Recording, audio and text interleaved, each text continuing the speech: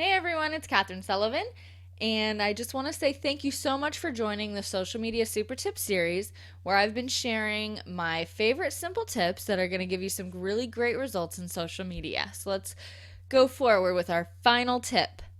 Today we're going to talk about Pinterest and how to drive more traffic to your website from Pinterest. Social Media Super Tip number 5. We're going to learn how to edit a pin source to drive a ton of traffic to your website. And of course, I got to give you a little bit of a hot tip. So here's my hot pin tip. Every single article or blog post that you write should have a pin on Pinterest. Every single one. And there's a couple ways we can do it, and we're going to go over those options in just a second. But first, I want to tell you why. Pinterest drives more traffic to publishers than Twitter, LinkedIn, and Reddit combined. Facebook and Pinterest dominate traffic referrals on the web, and these are sourced by Mashable and Business Insider. So, what does this mean? Pinterest is a traffic driving machine. It has become the number one traffic source for my blog, for my website, and even for my clients because there are so many users and because of the way that I have incorporated a strategy to draw those people from Pinterest onto my site. As several other people have been able to do, I mean, Pinterest is literally the place to be to get more traffic. So, how are we going to do that? There's a couple of options that you have when you're writing your articles. One is you need to have a pinnable image.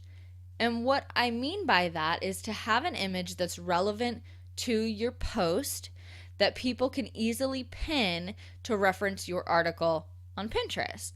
Now, you can do that by including a relevant image. You can do that with an infographic. You can create your own image, which is something that I like to do because it reduces the chance of any liability for using someone else's picture. Or what you can do is you can create your own image and upload that into Pinterest. And that's what I wanted to show you how to do today. So, let me tell you what I mean. I created an article. I made a blog post and I wanted to get it on Pinterest. The problem was I didn't really have a great image on the post. I didn't want to add this image that I created because I thought it might destroy or reduce the integrity of the post by having, this kind of a fun little image. It didn't really have a place in the article, but I still wanted it to be on Pinterest.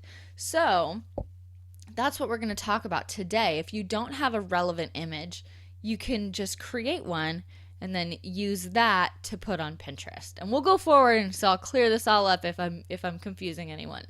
So first, what I want to tell you is to create your own image, make sure that you've got the sizing right, and I would definitely Google this. I could give you an image today, but I can't tell you that it's going to be relevant, in a month because of the way social media changes so much. So make sure you're double checking your image sizes. You can create an image on a variety of online sites for free. My favorite is PicMonkey.com, and that's where I created this image. Canva is another really great one. And there's Photoshop, of course. So there's a lot of different options to create your own image. You want to make sure it's very eye-catching. I recommend using a variety of fonts, a variety of colors, and I wanted to also include my brand colors because I thought that would help keep the consistency between my website and the pin. Another thing is you want to make sure you're using catchy and descriptive titles. You're drawing people in. They're going to see your post and they're going to have to repin it. So you want to make it really pop out. And then my final little tip is to include your own URL on the bottom of the pin. And that's really helpful with branding because if people are repinning that, one, it's going to have your website on it. So there should be no confusion as to where they need to go to read this article. And two, if they're saving the image or if they're using the image again, it's branded specifically to your site. So it's just another really great way to get your name out there and to make sure that you're branding your website to the best of your ability. Now, this is how we're going to do it. In order to take that image that I made, I didn't put it on my article. So it's just a standalone image, but I want that image on Pinterest to redirect back to my website. So you can upload a pin, and that's what I'm showing you in these two images. You can upload a pin directly onto Pinterest, and then you can edit your pin source. And to show you how to do this, I'm going to do a little tutorial real quickly. So let me pop over to my internet here, and I've got everything pretty much already. So real quickly, I want to show you the article. And you can see, as I kind of go through here, how the image that I created doesn't really correspond to this article. It just isn't really doing it for me. And there's images, but they're not really pinnable. They wouldn't really explain what the article is about. So what we do is we go over to our Pinterest, and in the top, there's going to be a plus sign. And I'm going to hit that plus sign, and I'm going to click Upload Pin. And now I can choose my image. So you can choose your image, whatever it to be. This is normally the hard part because I am a little bit of a image junkie. So let me get that up.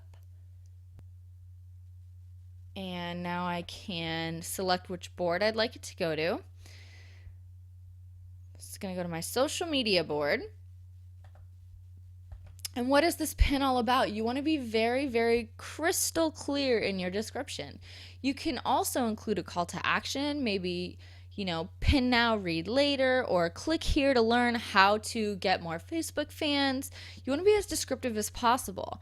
Now, I had already written a little snippet of what I wanted to put, and I also included some hashtags because it's going to help my search results.